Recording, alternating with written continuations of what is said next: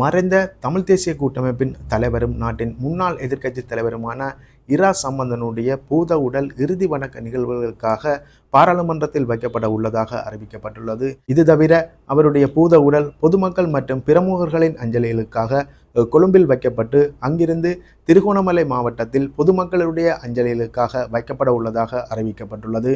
இவ்வாறு அவருடைய இறுதி வணக்க நிகழ்வுகள் எங்கு எப்போது நடைபெற உள்ளது என்பது தொடர்பாக வெளியாகியுள்ள தகவல்கள் தொடர்பாகவும் அவருடைய மறைவிற்கு இரங்கல் தெரிவித்துள்ள இலங்கை மற்றும் வெளிநாட்டு அரசியல் பிரமுகர்கள் இரா சம்பந்தன் தொடர்பில் தொட்டு சென்ற விடயங்கள் தொடர்பாகத்தான் இந்த வீடியோவில் பார்க்க போகின்றோம்.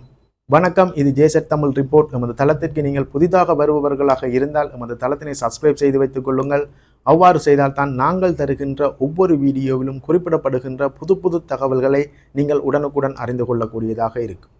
தமிழ் தேசிய கூட்டமைப்பின் தலைவரும் தமிழரசு கட்சியின் பெரும் தலைவருமான திருகோணமலை மாவட்டத்தைச் சேர்ந்த பாராளுமன்ற உறுப்பினர் இரா சம்பந்தன் நேற்று இரவு கொழும்பு வைத்தியசாலையில் சிகிச்சைக்காக அனுமதிக்கப்பட்டிருந்த நிலையில் உயிரிழந்திருந்தார். பிரிக்க முடியாத நாட்டிற்குள் தமிழ் மக்களுக்கு சம உரிமை வேண்டும் என்று தொடர்ந்து குரல் கொடுத்து வந்தவரும் தமிழர்களுடைய அரசியல் பாதையில் தவிர்க்க முடியாத ஒரு நபராகவும் இரா சம்பந்தன் இருந்து வந்திருந்தார். ஆரம்பத்தில் சட்டத்தரணியாக இருந்து வந்திருந்த இரா சம்பந்தன் 1983ஆம் ஆண்டு தனது அரசியல் வாழ்க்கையினை ஆரம்பித்திருந்தார். அன்றிலிருந்து பலமுறை பாராளுமன்ற உறுப்பினராக இருந்த அவர் கடந்த 2020ஆம் ஆண்டு நடைபெற்ற பாராளுமன்ற தேர்தலிலும் திருகோணமலை மாவட்டத்தில் போட்டியிட்டு வெற்றி பெற்று பாராளுமன்ற உறுப்பினராக தெரிவு செய்யப்பட்டிருந்தார். இவ்வாறு பல முறைகள் பாராளுமன்றம் சென்ற அவர் அங்கு தமிழ் மக்களின் உரிமை கூறி பல்வேறு உரைகளை ஆற்றியதுடன் இலங்கையிலும் சரி வெளிநாடுகளிலும் நடைபெற்ற சில பேச்சுவார்த்தைகளிலும் அவர் பங்கு கொண்டிருந்தார். இருப்பினும் இறுதியாக பாராளுமன்றத்தில் சுகஹீன விடுமுறையில் இருந்திருந்த அவர் நேற்று முன்தினம் கொழும்பிலுள்ள தனியார் வைத்தியசாலை ஒன்றில் சிகிச்சைகளுக்காக அனுமதிக்கப்பட்டிருந்த நிலையில் நேற்று இரவு 11 மணி அளவில் உயிரிழந்திருந்தார். வைத்தியசாலையில் உயிரிழந்த அவருடைய சடலம் அங்கிருந்து எடுத்துச் செல்லப்பட்டு புரளையில் உள்ள தனியார் மலர் சாலையில் வைக்கப்பட்டுள்ளது. அங்கு வைக்கப்பட்டுள்ள அவருடைய பூத உடலுக்கு நாளை காலை 9 மணி முதல் மறுநாள் புதன்கிழமை நண்பகல் 1 மணி வரை பொதுமக்கள் அஞ்சலி செலுத்த முடியும் என்று தற்பொழுது அறிவிக்கப்பட்டுள்ளது. அதன் பின்னர் மதியம் 2 மணி அளவில் அங்கிருந்து அவருடைய உடலம் எடுத்து செல்லப்பட்டு பாராளுமன்றத்தில் அஞ்சலிகளுக்காக வைக்கப்படும் என்று தற்பொழுது அறிவிக்கப்பட்டுள்ளது.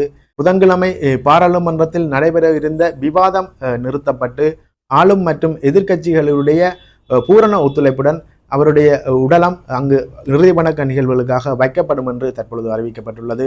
பாராளுமன்றத்தில் 4 மணி வரை வைக்கப்பட உள்ள அவருடைய சடலம் அங்கிருந்து அவருடைய சொந்த இடமான திருகோணமலை மாவட்டத்திற்கு எடுத்து செல்லப்பட்டு அங்கும் பொதுமக்களுடைய அஞ்சலிகளுக்காக வைக்கப்படும் என்று அறிவிக்கப்பட்டுள்ளது. இருப்பினும் அவருடைய இறுதி கிரிகைகள் தொடர்பான அறிவிப்புகளை அவர்களுடைய குடும்ப உறவினரை அறிவிப்பார்கள் என்று தற்பொழுது அறிவிக்கப்பட்டுள்ளது. அவருடைய மறைவிற்கு இலங்கையிலும் சரி வெளிநாடுகளிலும் சரி உள்ள அரசியல் தலைவர்கள் இரங்கல்கள் தெரிவித்து வருகின்றனர். அவர்கள் தங்களுடைய அந்த இரங்கல் செய்தியில் சம்பந்தன் தொடர்பான சில தகவல்களை தொட்டு சென்றுள்ளனர். இதன்படி அவருடைய மறைவுக்கு இரங்கல் தெரிவித்துள்ள இந்தியாவின் பிரதமர் நரேந்திர மோடி அவருடைய சந்திப்புகள் ஊடாக நடந்த இனிய நினைவுகளை தாம் எப்போதும் நினைவு கூர்வதாக தெரிவித்துள்ளார். அதற்கு மேலாக தமிழ் மக்களுக்கும் அவர் ஆழ்ந்த அனுதாபங்களை தெரிவிப்பதாக தனது இரங்கல் செய்தியில் தெரிவித்துள்ளார். இதேபோன்று நாட்டின் ஜனாதிபதியும் இரா சம்பந்தனுக்கான இரங்கல் செய்திகளை தெரிவித்துள்ளார்.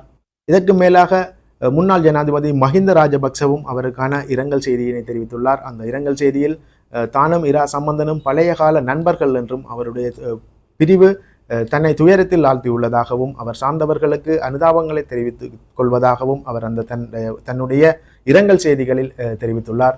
இதற்கு மேலாக நாட்டின் அரசியல் தலைவர்களான எதிர்க்கட்சி தலைவர் சஜித் பிரேமதாச, மேலும் அமைச்சரான அலி சப்ரி, அதற்கு மேலாக கிழக்கு மாகாண ஆளுநர் செந்தில் தொண்டமான், ஜீவன் தொண்டமான் ஆகியோரும் அவர்களுக்கான இரங்கல் செய்திகளை தெரிவித்துள்ளனர். இது ஒருபுறம் இருக்கையில் தமிழ் தேசிய கூட்டமைப்பினை சேர்ந்த பாராளுமன்ற உறுப்பினர்களும் தமது இரங்கல்களை தெரிவித்துள்ளனர். குறிப்பாக சட்டத்தரணி சுமந்திரனும் அவருக்கான இரங்கல் செய்தியினை தெரிவித்திருந்தார். இது தவிர கிளிநொச்சி யாழ்ப்பாண மாவட்டத்தினை சேர்ந்த பாராளுமன்ற உறுப்பினரான சிவஞானம் ஸ்ரீதரன் கிளிநொச்சியில் உள்ள தனது அலுவலகத்தில் அவருக்கான ஒரு அஞ்சலி நிகழ்வினை நடத்தியுள்ளதுடன் தமது அலுவலகத்தில் தமிழரசு கட்சியின் கொடியினை அரைக்கம்பத்தில் பறக்கவிட்டு துயரத்தினையும் பகிர்ந்து கொண்டுள்ளனர். இதற்கு மேலாக இந்தியாவின் தமிழ்நாட்டின் முதலமைச்சர் மு.க. ஸ்டாலினும் இரா சம்பந்தனுக்கான இரங்கல் செய்தியினை தெரிவித்துள்ளார். மேலும் இந்தியாவின் வெளிவிவகார அமைச்சர் ஜெய்சங்கரும் அவருக்கான இரங்கல் செய்தியினை தெரிவித்துள்ளார். இதற்கு மேலாக தமிழ் அமைச்சரான டக்ளஸ் தேவானந்தாவும் அவருக்கான இரங்கல் செய்தியினை தெரிவித்துள்ளார். இவ்வாறு இரா சம்பந்தனுடைய மறைவுக்கு பலரும் தமது கட்சி மொழி மத பேதங்களை கடந்து இரங்கல் செய்திகளை தெரிவித்து வருகின்றனர். அந்த இரங்கல் செய்திகளில் தமிழ் மக்களுக்கான ஆறுதல்களையும் அவர்கள் கூறி வருகின்றனர். இருப்பினும் இரா சம்பந்தனுடைய இறுதிக்கிரிகைகள் தொடர்பில் இதுவரை எந்த விதமான உத்தியோகபூர்வமான அறிவிப்புகளும் வெளியாகவில்லை. இருப்பினும் எதிர்வரும் ஞாயிற்றுக்கிழமை அளவில் தான் அவருடைய இறுதிக்கிரிகைகள் நிகழ்வுகள் நடைபெற உள்ளதாக சில தகவல்கள் தெரிவிக்கின்றன. இருப்பினும் அந்த தகவல்கள் உறுதிப்படுத்தப்பட்ட தகவல்களாக இல்லை.